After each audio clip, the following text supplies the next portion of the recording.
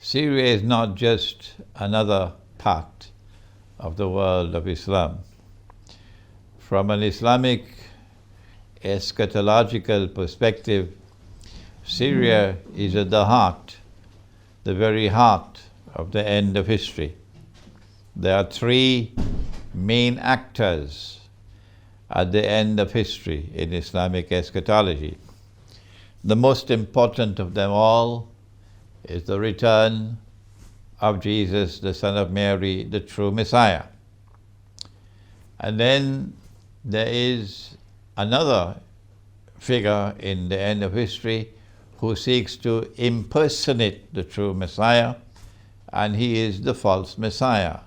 The Christians call him the Antichrist, and Nabi Muhammad, Allah's blessing be upon him, called him Al-Masih al-Dajjal, or Dajjal, the false Messiah. And the third important figure in Islamic eschatology at the end of history is the Imam, or the Prince. In Christian theology is known as the Prince, or Imam al-Mahdi.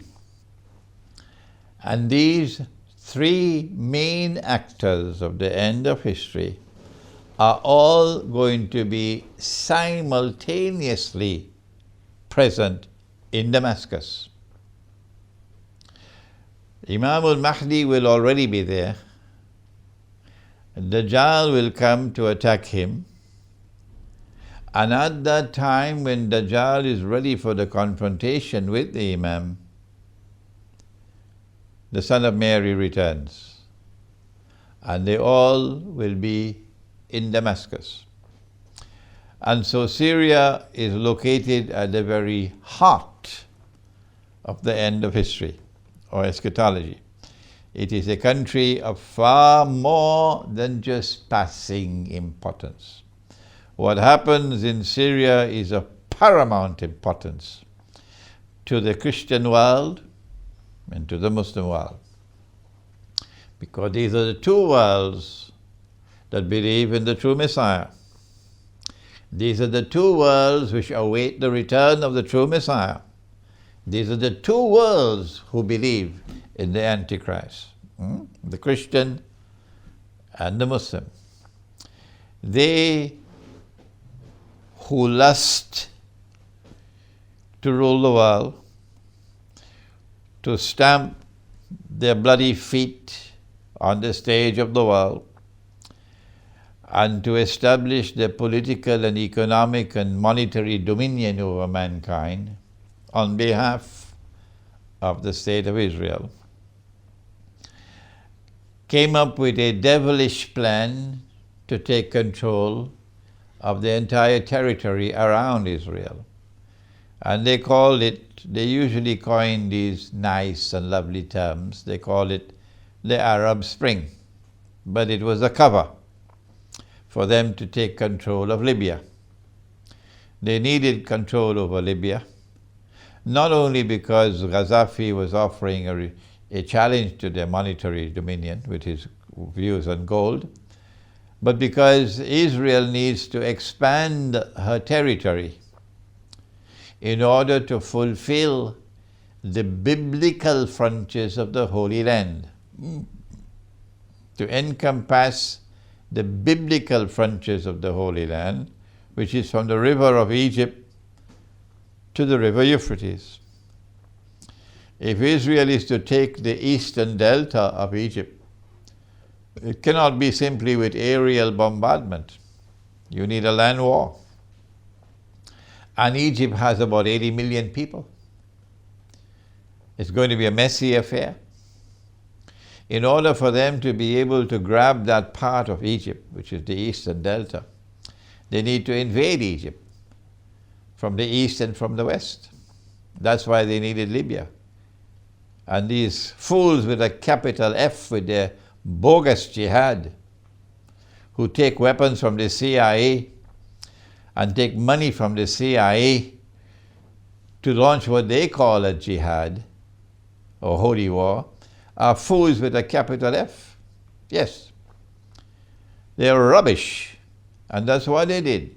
They fought Israel's war for Israel. And now today NATO is in control of Libya. They wanted not only Libya, they wanted Syria. Syria more than Libya. They got Libya, so now Egypt's goose is cooked. Whenever they're ready, they'll be able to attack Egypt from east and from west and bombard Egypt from the Mediterranean Sea. And then you have the southern Sudan out there and Ethiopia to help you along from the south. So Egypt is surrounded, and Egypt's goose is cooked now, thanks to this bogus jihad. But how to get Syria? They were able to get Libya because, for reasons far more mysterious that I can achieve in my innocent ken, Russia decided to abandon Libya. Russia chose to throw Libya to the dogs. Why did Russia do that? You've got to ask Russia. I don't know. The Security Council of the United Nations, and you are there, and you are a permanent member. You have responsibility. You'll have to answer on Judgment Day. You know that if you do not give your veto, you know what's going to happen. You can't hide behind abstaining from the vote. Your abstention from the vote meant that Libya was gone. So you will have to answer on Judgment Day. And that's what Russia did. I don't know why Russia acted in this way, but now Libya is gone. If Russia had vetoed the resolution, then the Libyan armed forces would still have been there today, struggling against this bogus jihad.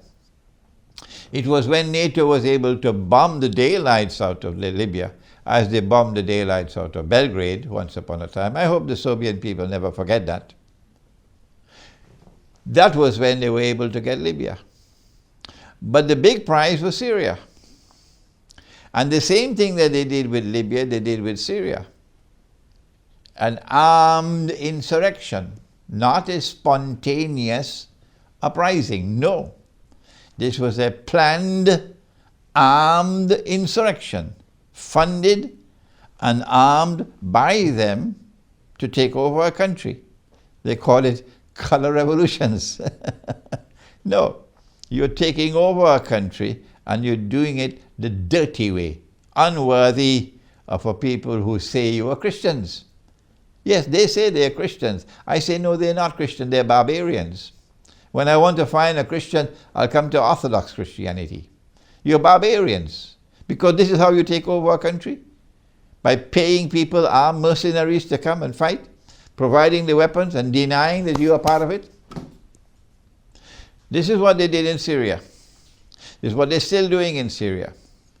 They did it with al-Nusra, they did it with the Free Syrian Army, and now their last baby is ISIS, or the Islamic State. The CIA. It's a CIA jihad in Syria. And because Russia has threatened to veto any resolution for a no-fly zone, that's why Assad has survived so far. If they had brought forward a resolution to the Security Council for a no-fly zone, and if Russia had abstained, as Russia did on Libya, Assad would be gone. Finish. I am not a supporter of any government in the world of Islam. No. But I admire those who stand up against the oppressor. And in this case, the biggest oppressor of all is Israel. I hope and I pray that I'll continue to have the freedom to speak these words that I've just spoken. That the biggest oppressor of all is Israel. And the Syrian government has been standing up to the oppressor. The Libyan government was standing up to the oppressor. And in religion has zero tolerance for oppression. If you are following the religious way of life, you have to be standing with the oppressed and not with the oppressor. The Ottoman Empire was an oppressor. Those who fought against the Ottoman Empire at Kosovo were the oppressed. If you join the religion of Islam and you become a Muslim, whose side will you be on? The oppressor or the oppressed? You see? So in Syria, you have a government which was standing up to the oppressor. And now you launch a jihad in Syria, and you say that this is an authentic jihad against a government standing up against the oppressor. Why didn't you launch the jihad in Saudi Arabia, where you have a government which is in the hand and in the glove of the oppressor, supporting the oppressor? Why didn't you do it there? Why didn't you do it in Jordan, where you have a government that's a client state of the oppressor? Why do you do it in Syria? Why do it in Libya? I'm not a fool. You have done it in Syria and you've done it in Libya because you're acting on behalf of the oppressor, to get rid of governments which are standing up to the oppressor. And now we have reached that moment in history where a Christian people have stood up to support the government of Syria and to save Syria from becoming another Libya. And we are proud, very proud of Christian Russia. Christian Russia has now entered into Syria militarily, and I don't think it is possible for Christian Russia to back out of Syria. No. And so the world is going to witness now a confrontation between the oppressor and the champions of the oppressed. It's going to be nuclear war. And we are not afraid to die. And that's all I have to say. We are not afraid to die.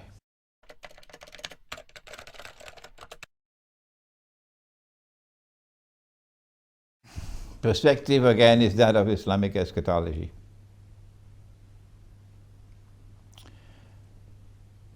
And as a consequence, I must direct attention to the prophecy of Prophet Muhammad, Allah's blessings be upon him, who prophesied an end-time conquest of Constantinople.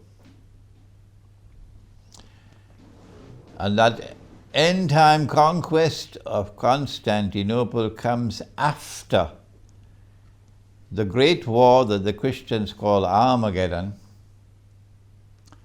and the Muslims call the Malhama. And if anyone believes that the Armageddon or the Malhama has already occurred, he should buy a one-way ticket to the moon. No, it has not as yet occurred. It's still to come. And the conquest of Constantinople takes place after that.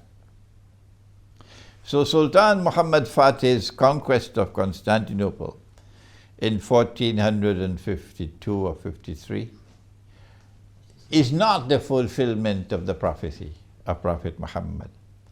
The Turkish people, the Bosnian people, the people of Albania and Kosovo and Macedonia and others who have been brainwashed into believing that that is the fulfillment of the prophecy, I tell you, you got homework to do because you've been misled. I ask myself, why would this occur in the end time? What strategic importance can there be in a conquest of Constantinople, prophesied not only in Islamic eschatology but also in Christian eschatology? And Stephen, my answer is, and this is my answer, you don't have to agree with me, is that a conquest of Constantinople has only one military importance. And that is that it would free the Bosphorus and the Straits of Dardanelles for the Russian Navy. At this time, it's a NATO-controlled waterway. But a conquest of Constantinople would break the back of NATO. And as a consequence, the Russian Navy would be able to pass through to the Mediterranean. That is the only military significance I can see. Why would a navy be so important? Perhaps in a post-nuclear world, we will not have any more aircraft. And that wars in a post-nuclear world will be fought on the land and in the sea. If this is going to be the reason for the conquest of Constantinople, then Crimea assumes an importance unparalleled. Because Crimea is the warm water port of the Russian Navy. My eschatological analysis is that the mastermind who wants to rule the world from Jerusalem already knew this. And so he used, and this will come out in my subsequent lectures on Gog and Magog, he used Gog and Magog to empower the Ottoman Empire with a power that could not be destroyed by any Christian army. So when Orthodox Christianity met the Ottoman Empire in the Battle of Kosovo, there was no way at all that the Christian army could ever have been successful. None. Because you're fighting Gog and Magog. You're not fighting Islam. No. It was as a consequence of the success of the Ottoman armies that the Tatar were sent to Crimea. And eventually the Ottoman Empire took Crimea. Ottoman control over Crimea is part of eschatology. It is meant to prepare the way to deny Russia the capacity to pose any naval threat in the end time. When Russia defeated the Ottoman Empire and took Crimea, it meant that there was an obstacle in the way. And they had to devise ways and means to try to get Russia out of Crimea. For 200 to 300 years, they could not do it. And Russia remained a naval power with a naval base in Crimea. And then they brought about the Crimean War, in which it was the last great war fought before modern weapons came. The last great war. And in that war they gave everything that they could give to defeat Russia, to deny Russia Crimea. And they succeeded, eventually. Russia paid a terrible price, the number of people who died. The Russians fought and fought valiantly and courageously, but eventually they had to surrender. And the terms of the surrender, I think the treaty was in Paris, was that Crimea would remain under Russian sovereignty but would be demilitarized. Russia denied Crimea as a naval base, which is what they wanted. But they planned their plan, and the Lord God plans his plans, and I think it was within 7 or 9 years, and Russia was able to turn the tables and get back Crimea as a naval port. So then they had to devise yet another scheme to deny Russia Crimea. And that scheme was the Bolshevik Revolution, 1917, and the Soviet Union. And when the Soviet Union came into being, then Ukraine was born, There was no Ukraine before. And in 1953,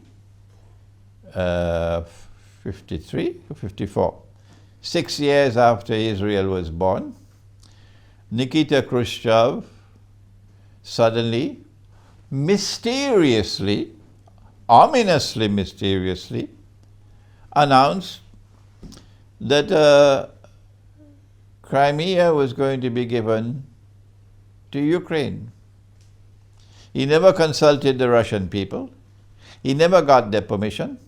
He never consulted the people of Crimea. He never got their permission because he was acting on behalf of Dajjal. And once Crimea was given to Ukraine, the next step was to dismember the Soviet Union, and Crimea would emerge as an independent state. Russia would now have a treaty with Crimea limiting its use of the naval base. Yes, Ukraine would now become an independent state, and Ukraine would have a treaty with Russia limiting the use of the naval base. And then the next step after that would be, with Ukraine as an independent state, for Ukraine to become a member of NATO, and then Russia's goose is cooked. If Ukraine becomes a member of NATO and Crimea belongs to Ukraine, Russia's goose is cooked. But they planned their plan, and the Lord God planned his plans. And when they had the bogus color revolution in Kiev, within 2 weeks, Crimea was back where it belonged in the first place, to Russia. As soon as Russia regained Crimea, Russia is a nuclear power. Russia is able to project nuclear power around the Black Sea. And the geostrategic implications were enormous. And so this is why I've said the Zionist movement suffered its greatest loss in its entire history. From the day the Zionist movement was established in Basel in 1897 to this day, the greatest loss that the Zionist movement has ever suffered was the loss of Crimea. And so the events in Ukraine are to be understood from our eschatological perspective as directed primarily to the importance of Crimea and Russia's role in the end times to be the naval power in a post-nuclear world. Now that Russia has regained Crimea, the pieces are already in place. The nuclear war is coming, and we know what's going to happen after that.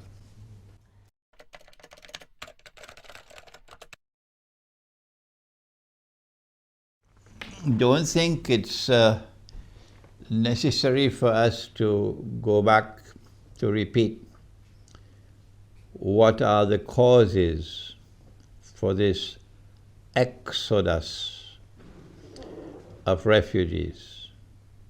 It's well known. Amongst them is the armed insurrection in Syria. Amongst them is the increasing poverty to the state of destitution to which people are being reduced because of this bogus and fraudulent monetary system. What is more important is for the whole world to be honest and to recognize that many of these people have left their homes, the comfort of their homes, the places where their families are located, their relatives are located, left behind those who are too old to migrate. And it must be very painful to leave the elderly behind. and are fleeing for their lives because of fear. There are those who are economic migrants, yes, but most of those from Syria are fleeing because of fear. Fear of ISIS, fear of the Islamic State, which is brutal, which has committed acts of brutality that are meant to send a message of fear and terror into the hearts of the people. That's why they are fleeing. And at this time, when after almost 1 year has passed, that a man named Barack Obama has been bombing the daylights out of ISIS, that's what he told me he's doing, and Holland and France and Britain and all the others, they're bombing the daylights out of ISIS for a whole year now, and yet ISIS is able to not only survive and grow stronger thanks to all the bombing from Washington, but ISIS is able to increase its terror, its psychological warfare. I say that intelligent people, sensible people would welcome Russia's intervention. Sensible and intelligent people who have not been brainwashed by CNN and company would welcome Russia's intervention to see whether they could succeed where the others have failed and failed miserably. To stop this terror. If Russia can be successful in removing this cause of terror in the hearts of people, then it should not be difficult for the German people to understand and to anticipate that the people who fled their homes would want to go back home. And Germany would not have to keep 1 million refugees forever. The German people, therefore, I can't, of course, expect the German government to understand. They're beyond understanding, but the German people will understand that if the Russians are successful in the military intervention, it will solve Germany's problem. It will solve the problem of all of Europe, which is inundated with refugees, because these people will much prefer to go back home. If security can be restored and ISIS can be removed. And so I would like to believe that sensible and intelligent people would not only welcome Russia's intervention, but would hope and pray that Russia would be successful.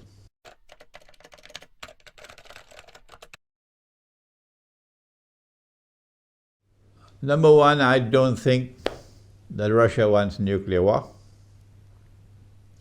Number two, I don't think that NATO wants nuclear war. And so both of these nuclear powers, I believe, would try to ensure that they don't get into each other's way in such a way as would provoke nuclear war. Russia indeed called for talks with the United States in order to avoid such a clash that could lead to nuclear war. But there are those who do want nuclear war. They lust for nuclear war. The reason why they want nuclear war is because nuclear war would eliminate these two nuclear powers. Nuclear war will not only eliminate these two main actors on the stage of the world, the Russian alliance and the American alliance, but nuclear war will essentially devastate modern Western civilization. There'll be nothing left of North America and nothing left of Europe. Nobody would want to live in that part of the world, really, after nuclear war. One nuclear weapon was dropped on Hiroshima, one, and 300,000 people were killed. and so too in Nagasaki. Today's nuclear weapons are 1,000 times more powerful than that. Can you imagine what is going to be the state of Europe and North America when thousands of nuclear weapons explode? Because once the nuclear war starts, there's nothing that can stop it until it reaches its climax with all nuclear weapons used. It's going to be a fight to the finish. And there are those who want nuclear war. How will they get nuclear war? The same way they got 9/11.